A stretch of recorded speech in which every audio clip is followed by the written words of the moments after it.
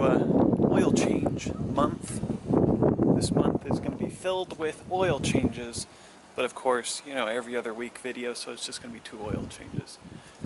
This episode we're going to be doing a Kia Forte 2010, has about 200,000 miles on it, and is in pretty good shape. It's a nice 4-door sedan, nothing too special, but we will be accomplishing a fine, mighty fine oil change on this bad boy.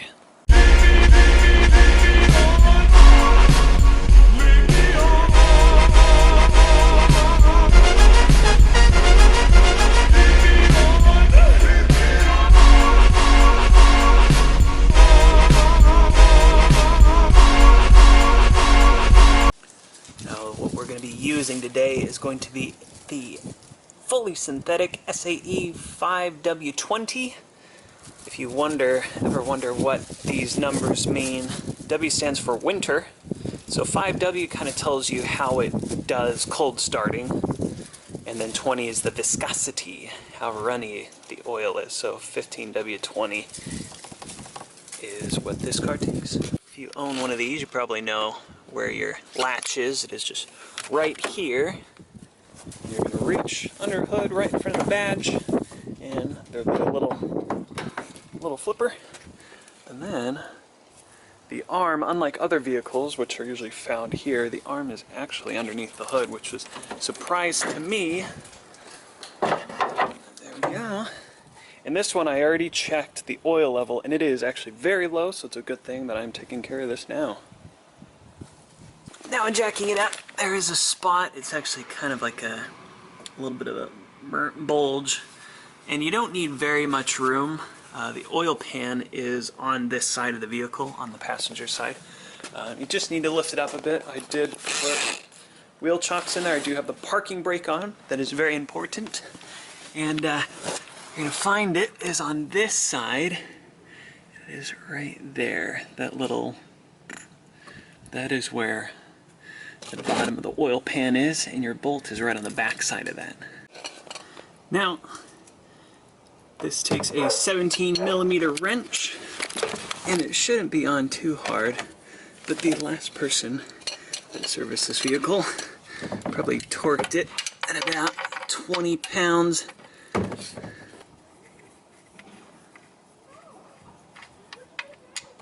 One thing I did is open up the oil port on the top of the engine, and that just allows this to come out easier. There isn't any vacuums that form because of the fluid leaving.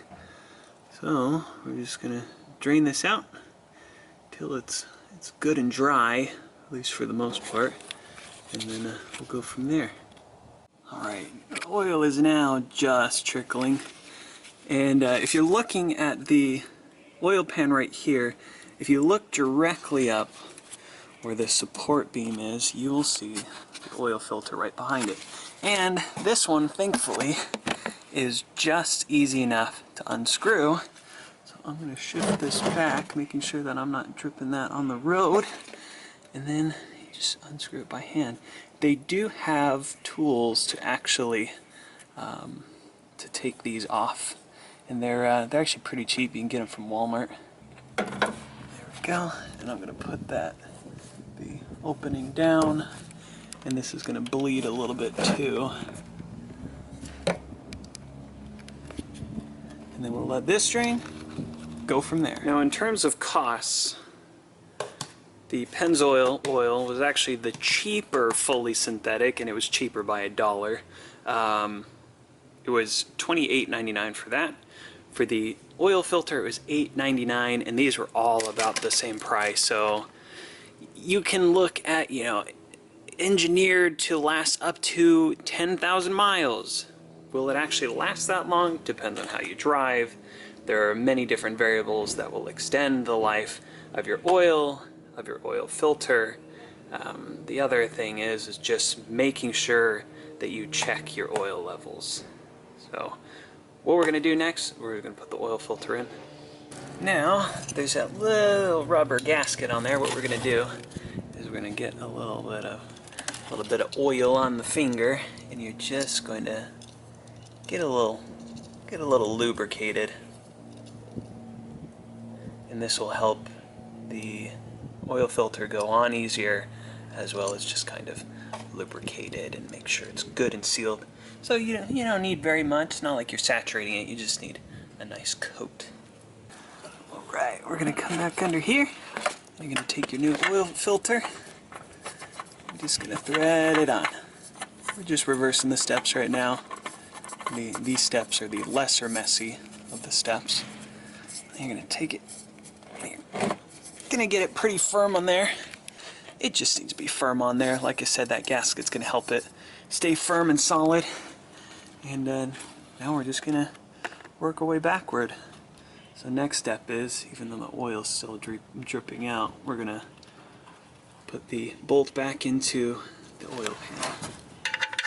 Now, are you ever gonna get the old oil completely out of the engine?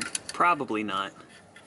It's inevitable that there's still going to be residual oil, whether in the oil pumps, in the engine, the different channels throughout. There's going to be some residual, and that's why, unless you're fully rebuilding an engine, that even though something could, certain oils can give you 10,000 miles, up to 10,000 miles. It's that residual old oil that kind of uses, or it's the old oils that put the up to in up to 10,000 miles. So this is good and firm, because we don't want this coming off on the highway dumping your oil. So now that's back in. We're going to go up top and fill it up. Alright, there's the port to put the oil in. What we're going to do, we're going to fill it up and then periodically check the oil level with this to make sure we're not overfilling it. This is about a 4 liter engine. I'm not certain, so I'm going to put it here. But we're going to fill it up, check this, and then make sure we're not overfilling the engine.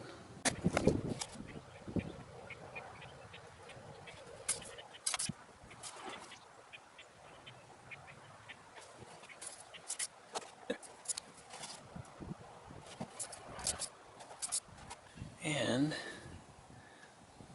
we are right at that full line.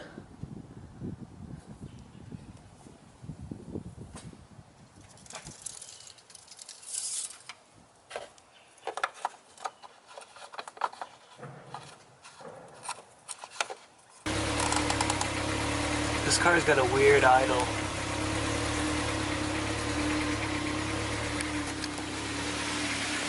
It also misfires when it's cold started.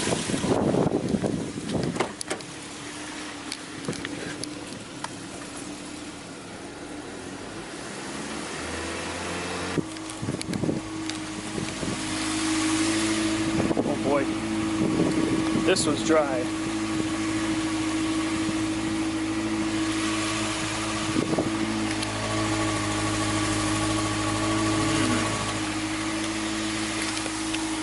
Alright, so it's my roommate's car.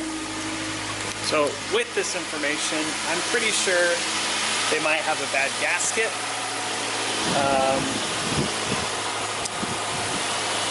They lost a lot of oil, so that would explain why there's water in their exhaust. So I will relay the information to them, and